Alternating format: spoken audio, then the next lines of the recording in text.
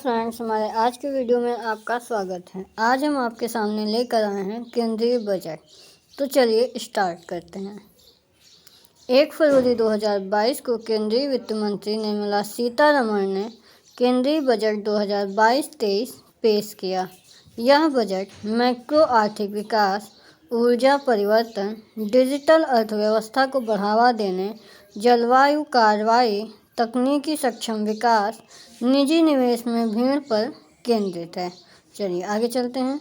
निर्मला सीतारमण ने कहा कि भारत ने मौजूदा वित्त वर्ष में अनुमानित राजकोषीय घाटे को जीडीपी के 6.9% से 2022-23 में घटाकर 6.4% लाने का लक्ष्य रखा है। चालू वर्ष में संशोधित वित्त घाटा जीडीपी का अनुमानित रूप से 6.9% है, जबकि बजट का अनुमान में इसे 6.8% अनुमानित किया गया है। आगे चलते हैं। बजट की अब कुछ मुख्य बातों पर बात कर लेते हैं। तो बजट की मुख्य बातें: ब्लॉकचेन प्रौद्योगिकियों का उपयोग करके डिजिटल रुपया जारी किया जाएगा। ई पासपोर्ट जारी किया जाएगा। राष्ट्रीय टेली मानसिक स्वास्थ्य कार्यक्रम शुरू किया जाएगा। जीरो फॉसिल फ्यूल पॉलिसी पेश किया जाएगी। विशेष आर्थिक क्षेत्र अधिनियम को एक नए अधिनियम से रिप्लेस किया जाएगा। सॉवरेन ग्रीन बॉन्ड जारी किए जाएंगे। भारत की अनुमानित वृद्धि दर 9.2% है। तिलहन के लिए योजना शुरू की जाएगी। आगे चलते हैं। किसे क्या मिला? तो शिक्षा के क्षेत्र में भारत में कोरोना वायरस महामारी के चलते पिछले कुछ साल काफ़ी कठिन रहे। खासकर स्कूल कॉलेज बंद होने की वजह से छात्रों को खासी दिक्कतों का सामना करना पड़ा। ये तो हम सब भी जानते हैं। अगर पिछले बजट के आवंटन और खर्च को देखा जाए तो सामने आता है कि शिक्षा मंत्रालय ने पिछली बार के आवंटित 93,224 करोड़ रुपए में 88,002 करोड़ रुपए ही खर्च किए। माना जाता है कि इसकी वजह कोरोना महामारी ही रही।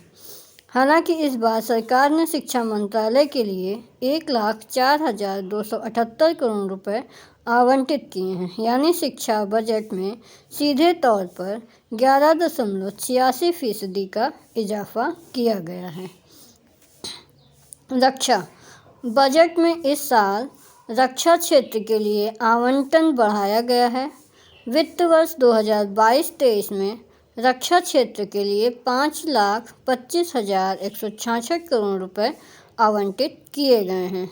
ये पिछले वित्त वर्ष में रक्षा बजट के लिए हुए 4,78,196 करोड़ के आवंटन से करीब 10% ज़्यादा है। सीमा पर चीन की बढ़ती आक्रामकता के मद्देनज़र सरकार ने एक बार फिर रक्षा बजट में बढ़ोतरी की है। बजट में पूंजीगत व्यय के लिए कुल 1,52,369 करोड़ रुपए अलग रखे गए हैं, जिनमें नए हथियार, विमान, युद्धपोत, अन्य सैन्य समायोजन, साजो-सामान आदि की खरीद शामिल है। वर्ष 2021-22 के लिए पूंजीगत व्यय के लिए बजट आवंटन 1,35,060 करोड़ रुपए था, लेकिन संशोधित अनुमान के अनुसार 1,38,850 करोड़ रुपए खर्च किए गए हैं। बजट दस्तावेजों के अनुसार राजस्व व्यय के लिए 2,33,000 करोड़ रुपए आवंटित किए गए हैं, जिनमें वेतन भुगतान और प्रतिष्ठानों के रखरखाव पर होने वाले खर्च शामिल हैं।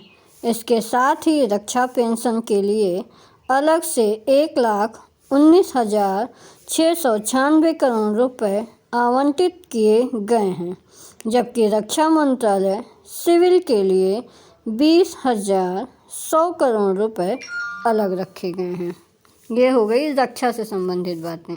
अब है खेल बजट। केंद्र सरकार ने मंगलवार को वित्त वर्ष 2022-23 के लिए बजट में 3,062 करोड़ 60 लाख रुपए आवंटित किए हैं। यह पिछले साल के मुकाबले 305 करोड़ 58 लाख रुपए अधिक है।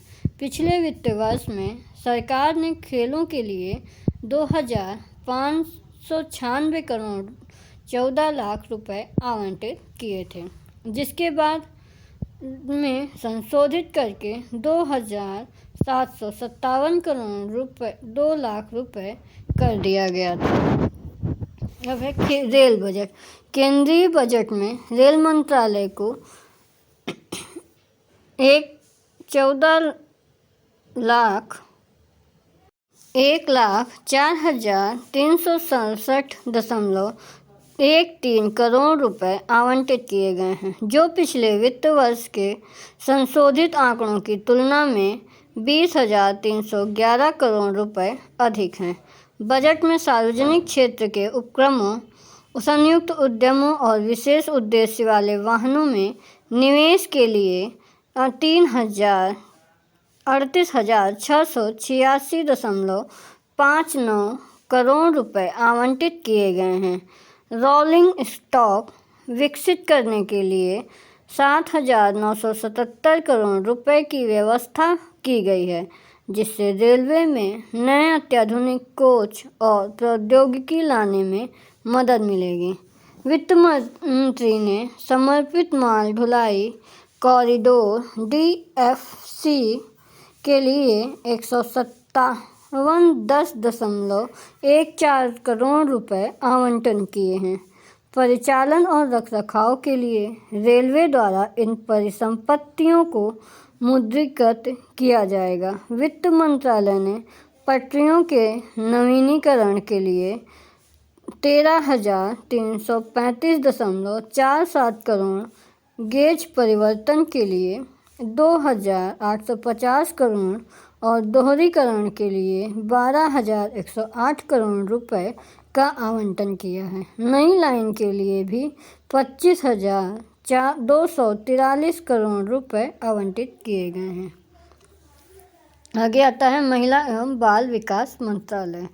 महिला एवं बाल विकास मंत्रालय के लिए वित्त वर्ष 2022-23 के बजट में 25,172 करोड़ रुपए की राशि आवंटित की गई है, जो इससे पहले के वर्ष के मुकाबले 3% अधिक है। पिछले बजट में मंत्रालय के लिए 24,435 करोड़ रुपए की राशि आवंटित की गई थी। वित्त मंत्री निर्मला सीतारमण वर्ष 2022-23 का बजट पेश किया और कहा कि नारी शक्ति की पहचान अमृत कला आज़ादी के 100 साल पूरे होने में बचा समय के दौरान देश के उज्जवल भविष्य और महिलाओं के नेतृत्व में विकास के अग्रदूत के रूप में की गई है।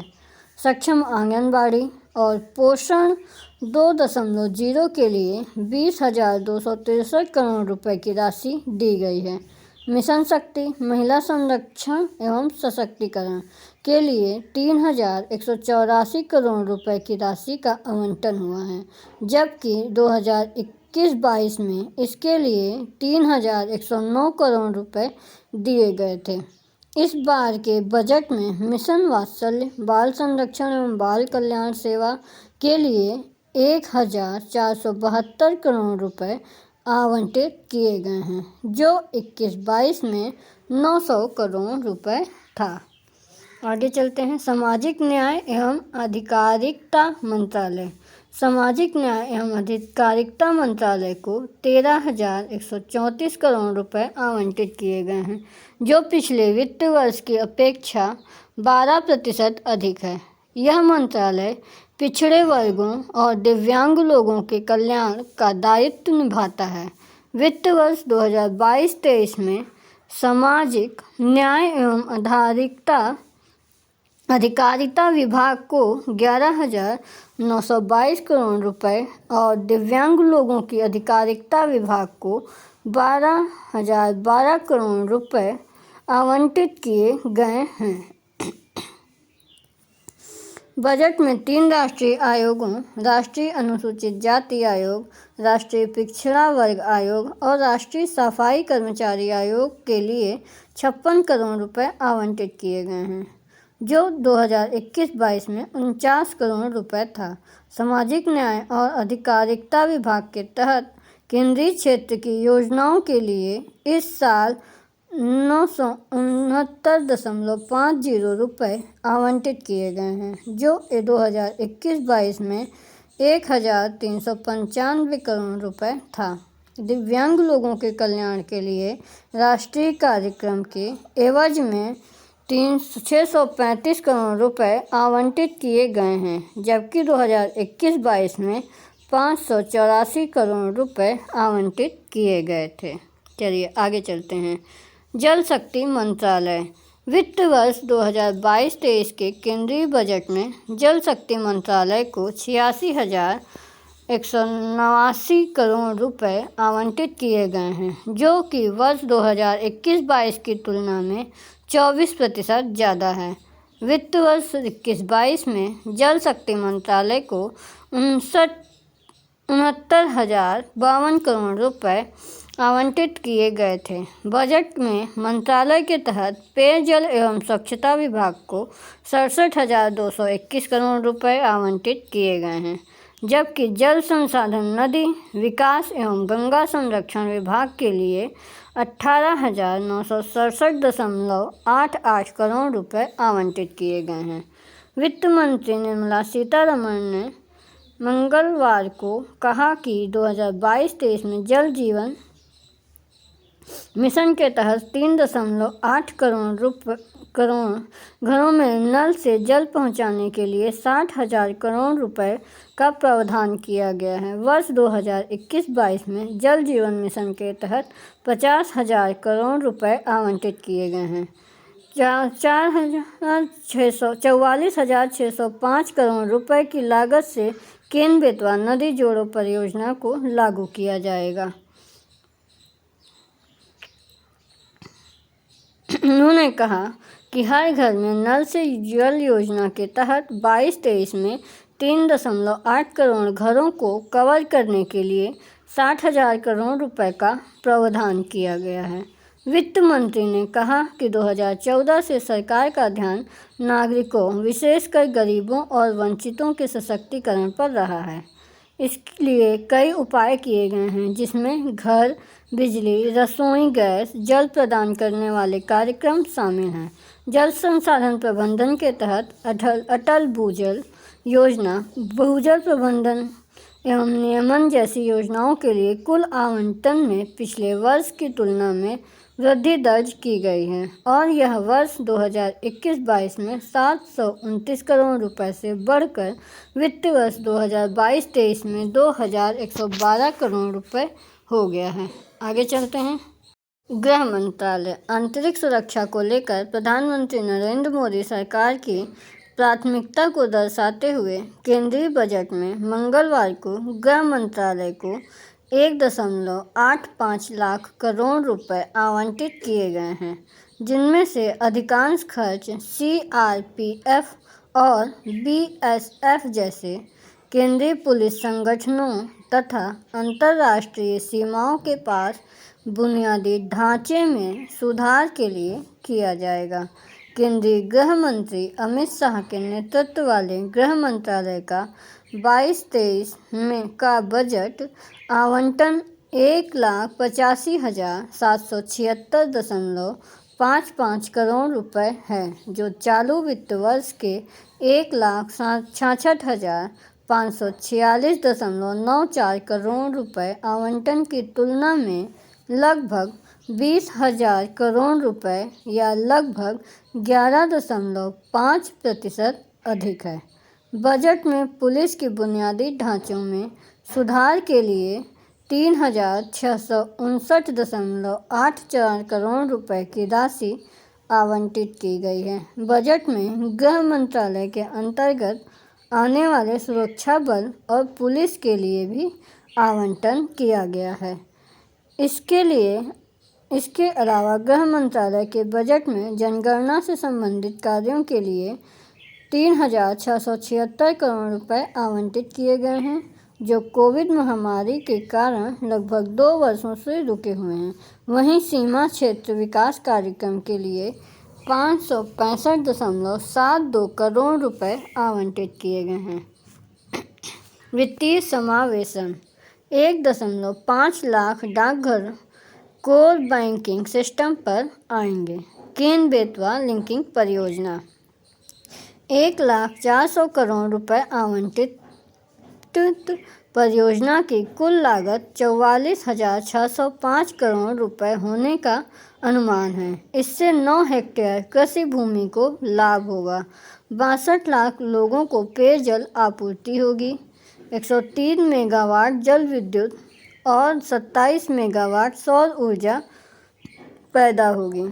कर केंद्र और राज्य सरकार के कर्मचारियों की कर कटौती की सीमा 10% से बढ़ाकर 14% की जाएगी। इससे सामाजिक सुरक्षा लाभ में मदद मिलेगी। वर्चुअल डिजिटल संपत्ति के हस्तांतरण पर 30% कर लगेगा। कॉर्पोरेट सरचार्ज 12% से घटाकर 7% किया जाएगा। हीरे पर सीमा शुल्क घटाकर 5% किया गया है। लॉन्ग टर्म कैपिटल गेन्स पर 15% टैक्स लगेगा। एमएसपी के लिए 2.37 लाख करोड़ रुपए। वित्त मंत्री ने न्यूनतम समर्थन मूल्य के सीधे भुगतान के लिए 2.37 लाख करोड़ रुपए आवंटित किए हैं। 21-22 में गेहूं की खरीद 12,008 लाख टन और धान की खरीद 163 लाख टन हुई थी। पीएलआई उच्च ऊर्जा दक्षता मॉड्यूल के निर्माण के लिए पीएलआई के लिए 19,500 करोड़ रुपए आवंटित किए जाएंगे। यह भारत को 2030 तक 280 GW के अपने सौर ऊर्जा लक्ष्य को प्राप्त करने में मदद करेगी। रेलवे 400 नई वंदे भारत ट्रेन शुरू की जाएंगी। क्रेडिट गारंटी CGTMSE सूक्ष्म और लघु उद्यमों के लिए क्रेडिट गारंटी ट्रस्ट को नया रूप दिया जाएगा। 2 लाख करोड़ रुपए का अतिरिक्त क्रेडिट प्रदान किया जाएगा। आपातकालीन क्रेडिट लाइन गारंटी योजना मार्च 2030 तक बढ़ा दी जाएगी। इसी के साथ मेरा ये वीडियो ख़त्म होता है। आपको हमारा वीडियो कैसा लगा? चैनल को सब्सक्राइब करें, वीडियो को शेयर करें, लाइक करें। धन्यवाद।